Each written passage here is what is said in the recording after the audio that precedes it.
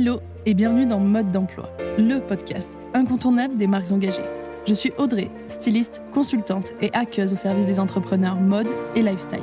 Depuis 2018, j'accompagne les créateurs et créatrices pour donner vie à leurs projets en partageant les conseils et les secrets bien gardés des grandes marques pour réussir. Dans ce podcast, nous allons pirater les techniques et méthodes de l'industrie pour les mettre entre les mains de marques indépendantes comme la vôtre. Alors que vous souhaitez créer votre marque en partant de zéro ou lui donner un coup de boost en vendant plus et mieux, vous êtes au bon endroit. Mes très chères créatrices, je suis ravie de vous retrouver pour un tout nouvel épisode de Mode d'emploi. Alors aujourd'hui, je devais normalement vous proposer un épisode étude de cas, c'est-à-dire une analyse de marque, mais j'ai pas fini mon analyse. J'adore moi ce concept d'épisode, sauf que c'est long à préparer et j'aime y passer du temps, j'aime faire ça bien. Donc j'ai décidé de vous proposer en attendant un autre épisode qui ne nécessite pas autant de préparation que l'étude de cas. Donc j'ai rebondi sur un échange que j'ai eu avec une créatrice au sujet d'un concept dont je parle parfois et j'en ai parlé dans l'épisode 2 de ce podcast que je vous mettrai le lien en bio, à savoir la marque médicament versus la marque vitamine. Donc je vais vous expliquer en détail ce concept et je vais essayer de vous donner quelques astuces et quelques conseils pour, bien comprendre le concept et appliquer les bonnes méthodes à sa marque. Il y a pas vraiment de plan d'action, là, dans cet épisode. Vous savez qu'habituellement, je vous propose toujours un mode d'emploi en X étapes et cetera. Là, il y a pas vraiment ça, j'y vais un peu plus freestyle, justement parce que je voulais vous proposer un épisode, moins préparé, plus spontané. Donc j'y vais, je me lance. Ce fameux concept de marque, en fait, c'est donc la marque médicament en face de la marque vitamine. La marque médicament, c'est une marque qui va vendre un produit qui résout une problématique, c'est-à-dire qui soigne une problématique, qui répond à un problème. Par exemple, les culottes menstruelles, les vêtements de sport, les vêtements d'allaitement, les tenues de cérémonie, de mariage et cetera. Ça va, donc résoudre un problème, bien sûr, c'est pas un gros problème, ça va, répondre à une problématique, à savoir, par exemple, faire du sport, dans une tenue enfin trouver une tenue pour, faire, son type de sport en particulier, allaiter, en toute liberté, tout le temps et cetera.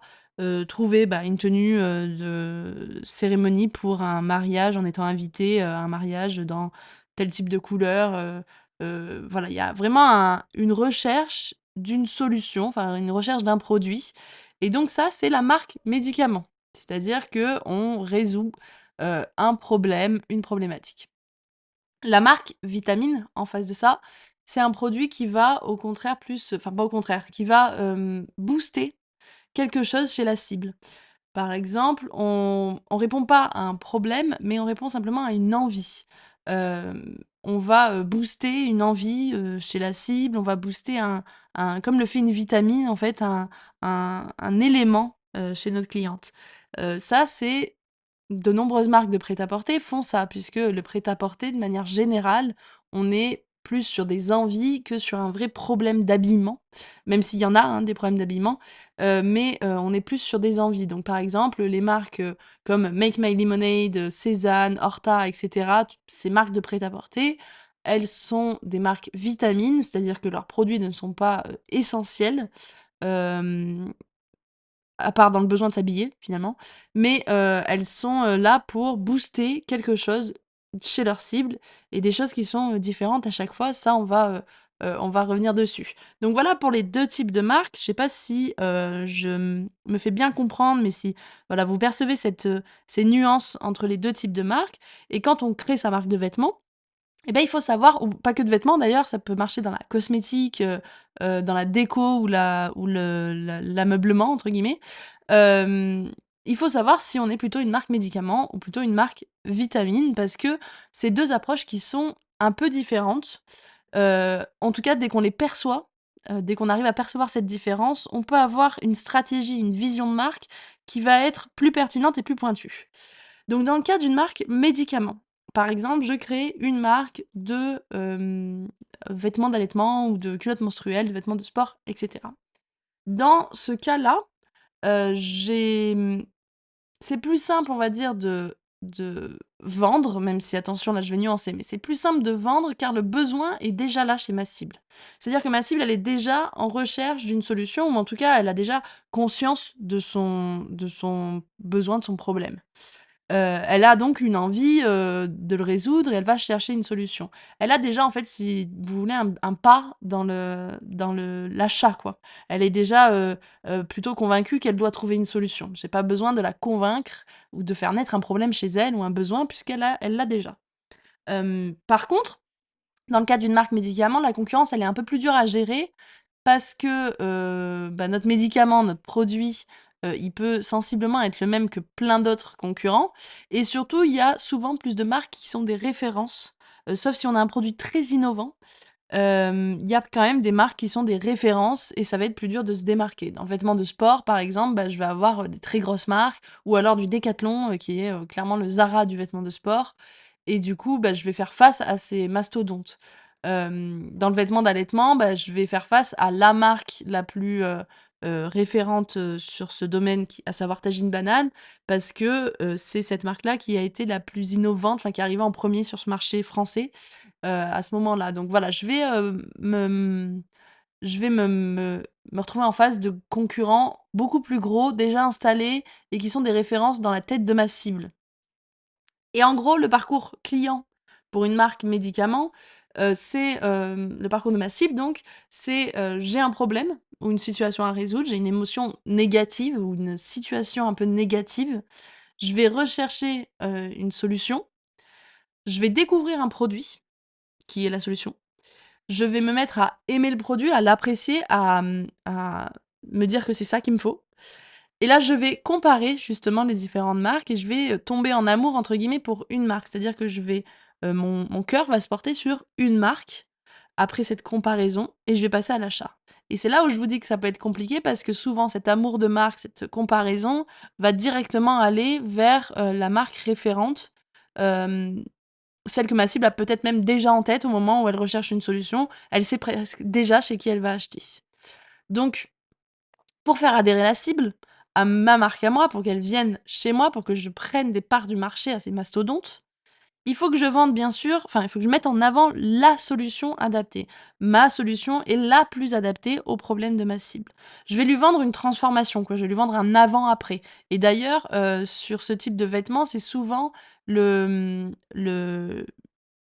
communication qui est mise en avant par ces marques-là, c'est un peu ce côté avant-après, ou ce comparatif avec des caractéristiques produits qui en font la solution parfaite. Les culottes menstruelles, on va montrer, le coût, d'une culotte menstruelle, le coût d'utilisation d'une culotte menstruelle comparé à, des protections hygiéniques, «classiques» entre guillemets. Le vêtement de sport, pareil, on va aller dans le côté, caractéristique, de la transpiration, du confort et tout ça. Hem et on va montrer, voilà, un peu ce avant-après. Je pense aussi, notamment, en ce moment, on voit beaucoup les, sous-vêtements gainants. Donc là, on est sur une marque, médicament, même si le problème, on le fait un peu naître dans la tête de notre cible. Enfin, il est pas loin, elle en a peut-être pas encore conscience, mais en tout cas, il suffit d'un avant-après pour qu'elle en prenne conscience et hem et donc voilà, là, on va aller sur une communication qui met en avant le produit, qui met en avant la solution, la transformation, et surtout, dans la marque médicament, voilà, c'est le produit qui vient solutionner ce que ma cible a comme problème. Et du coup, niveau branding, image de marque et cetera, on doit être positionné vraiment comme une marque experte, et on doit, à grands coups de communication, pour le coup, se démarquer et tenter de sortir du lot avec une solution plus adaptée, avec une marque, plus, attractive, plus magnétique, mais vraiment avec, voilà, cette solution qu'on va, proposer et qu'on va mettre en avant comme la solution. Ça, c'est dans le cas d'une marque médicament. Donc c'est un peu plus simple de proposer un produit médicament parce que ma cible a déjà conscience du problème, mais et elle est déjà en quête de solution, mais on est face à des mastodontes et donc il faut dans sa communication, vraiment tout miser sur une communication un peu plus agressive avec un produit qui est encore plus mis en avant. Dans le cas d'une marque vitamine, donc qui vend un produit qui ne résout pas un problème, mais qui booste une envie, effectivement, c'est ça paraît plus compliqué au départ parce qu'on ne répond pas à un besoin qui est, presque essentiel. C'est-à-dire que, là, dans la marque médicaments, avec, le besoin de m'habiller, quand j'ai mes règles et ben là, j'ai un besoin qui est essentiel. Là, avec la marque vitamine, c'est pas le cas. Mais du coup, ça peut paraître plus compliqué, mais en fait, il y a toujours des solutions et surtout, la stratégie est un peu différente. C'est-à-dire que l'objectif avec la marque vitamine, ça va être de créer un univers de marque qui est hyper percutant, un ADN qui est hyper fort pour, faire adhérer sa cible et aussi, bah, se démarquer de toutes les autres marques vitamines. Mais j'ai envie de vous dire, quand on est une marque vitamine, on n'a pas une concurrence, directe très forte parce que personne ne fera aucune marque ne pourra avoir exactement le même produit et le même univers que ma marque à moi. Ça, c'est le vrai avantage. C'est-à-dire que une marque vitamine, elle est forcément un peu unique à partir du moment où j'ai construit un univers de marque et un ADN très fort.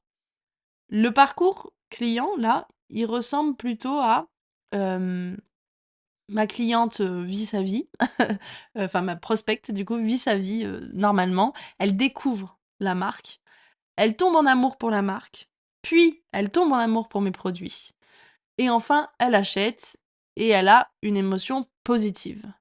Donc là, on vend plus de l'émotion, on vend du lifestyle, on vend un mode de vie, on vend un style, on vend, vraiment cette situation d'après, mais c'est plus une émotion positive. On vend le fait d'adhérer à un mode de vie, d'adhérer à un style que je propose à ma cible, quoi. Je lui dis: «Bah, voilà, moi, ma marque, c'est ça sa personnalité et je sais qu'elle te correspond et comme dans une relation de couple, on va se séduire et tu vas, adhérer à ma marque parce que elle t'a séduite.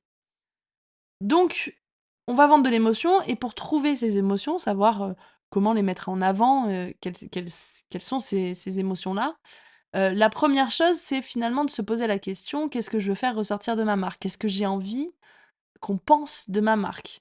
Qu'est-ce que j'ai envie qu'on dise?» Quel est le mood quoi? Quelle est l'ambiance que je veux faire ressortir? Quelles sont par exemple, les sensations que je vais évoquer à travers mon ADN de marque, mon histoire, mon storytelling, mon identité visuelle et cetera? Hem, Là voilà, le branding dans tout ça, c'est un moyen de faire transparaître une personnalité, de marque et c'est pas la personnalité de marque en elle-même. C'est-à-dire que moi, je veux faire ressentir des émotions, est-ce que je veux qu'on se dise, bah, qu'en achetant dans ma marque de prêt-à-porter, pour femmes, par exemple, on adhère à un concept, de femme mécène, qui aime l'art, qui aime les belles choses et cetera, comme le ferait, Cézanne, par exemple? Ou est-ce qu'au contraire, je veux avoir, enfin, au contraire, c'est pas le contraire, mais est-ce que je veux plutôt partir sur une marque, qui évoque, la joie de vivre, le feel good, le la confiance, la féminité, et l'originalité? Est-ce que je veux vendre ce truc-là hyper pétillant, hyper peps comme le ferait, Make My Lemonade, par exemple? Voilà, ça c'est des pistes et mon ADN, mon histoire, mon storytelling et mon identité visuelle vont évoquer enfin, vont mettre en avant cette piste-là, cette émotion que je veux faire ressentir avec ma marque.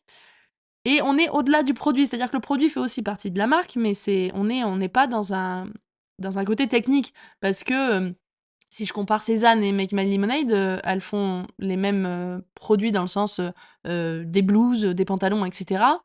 Il y a pas une technique totalement différente. Mais par contre, l'ADN est totalement différent. La clientèle est totalement peut être totalement différente. Donc voilà, chez une marque vitamine, on va aller chercher ça. Donc on doit avoir un positionnement qui est plus fort, enfin un ADN qui est plus fort, un branding qui est plus fort ou en tout cas qui est travaillé, qui est réfléchi et qui est pensé. C'est pas on va pas faire que au feeling en se disant: «Ben moi j'ai un truc dans la tête». Non, non, il faut que la cible, ressente ce truc qu'on avait dans la tête au départ. Et chez une marque vitamine, il y a toujours forcément un besoin profond quand même auquel on répond. La différence là, c'est que c'est pas le produit qui répond spécifiquement.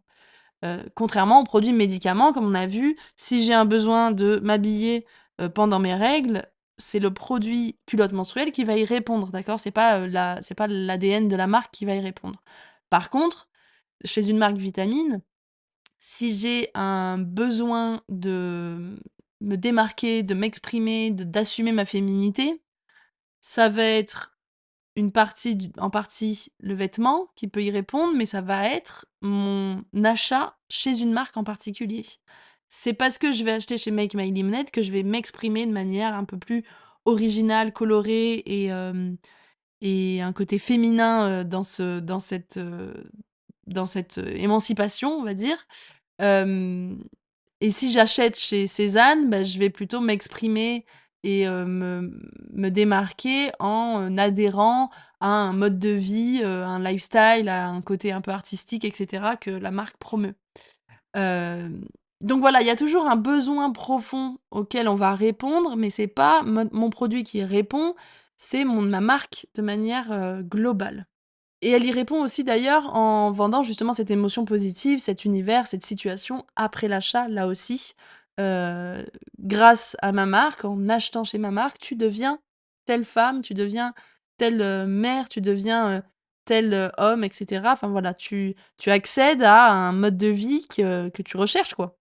Et puis, il y a des petits besoins aussi, il y a toujours des petits besoins, le besoin de confort, le besoin d'un dressing versatile, de diminuer sa charge mentale liée à l'habillement, par exemple, et cetera. Donc voilà, il y a toujours des petits besoins à mettre en avant. On n'est pas sur des besoins essentiels, mais il y a quand même des caractéristiques que je vais pouvoir utiliser pour créer un produit qui convient à ma cible et qui est un produit, même si c'est un produit vitamine, qui reste un produit qui répond à des petits besoins. Parce que bien sûr que je vais lui vendre de, par exemple, s'émanciper, de s'exprimer, de se démarquer à travers son dressing, mais bien sûr que je peux probablement lui vendre, le confort de mes vêtements ou la durabilité de mes matières, le fait qu'elles déteignent pas parce que c'est des matières hyper colorées et que ma cible pourrait avoir peur de ça.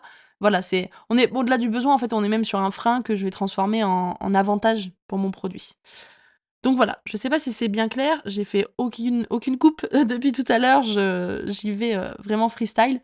Donc j'espère que c'est assez clair et que ce côté un peu stratégie, vous aura plu, puisqu'on arrive à la fin de cet épisode totalement freestyle sur le concept de la marque vitamine et de la marque médicament. Moi, en tout cas, j'aime bien parce que parler stratégie, ça me plaît et je peux en parler longtemps et je peux expliquer avec pas mal d'exemples et cetera. Enfin, c'est ce qui me plaît. Donc j'espère que ce style d'épisode plus spontané vous aura plu aussi. Venez me le dire peut-être en message privé Instagram pour, voilà, pour que j'ai une petite, sensation moi de ce que vous ressentez après, ces épisodes-là, si ça vous plaît ou non. Si ça vous plaît aussi, vous pouvez me laisser 5 étoiles et un commentaire sur la plateforme d'écoute de votre choix, Spotify, Apple Podcast, et cetera. Ça me fait plaisir, ça aide le podcast à se faire connaître et ça m'envoie, des bons signaux. Mes très chères créatrices, merci d'avoir été à l'écoute, continuez de transformer vos rêves en réalité. Prenez soin de vous et à bientôt pour un nouvel épisode.